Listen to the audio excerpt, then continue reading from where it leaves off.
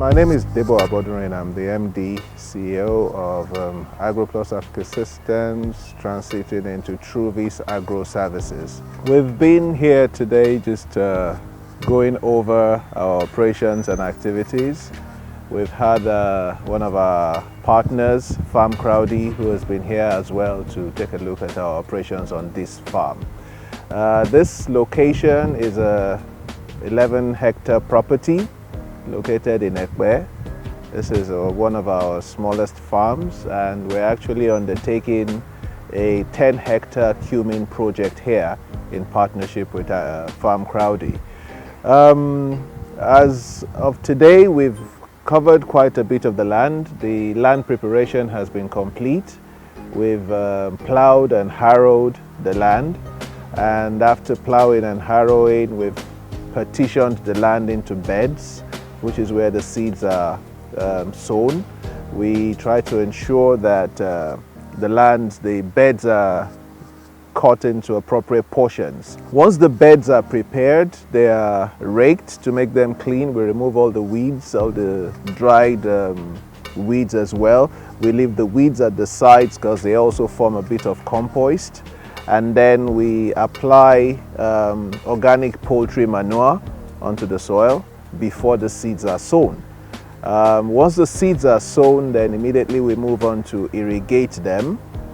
We have a very extensive irrigation system on this farm, which is vital for what we're doing now. This is January, February, and this process started as far back as December.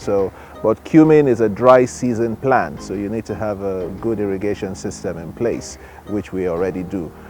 So the seeds are the land is then irrigated as soon as the seeds are sown, almost immediately.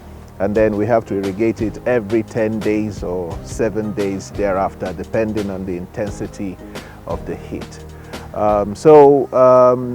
We're looking forward to completing this sowing process. In the next 2 weeks, we should be done with this. Already, some of the seeds that were sown have started to germinate. We've started seeing some sprouts. We actually started the growing process about 2 weeks ago. So we're not surprised to see some of the seeds have started to germinate. So that is our operation on this location for this year. It's going to be primarily cumin.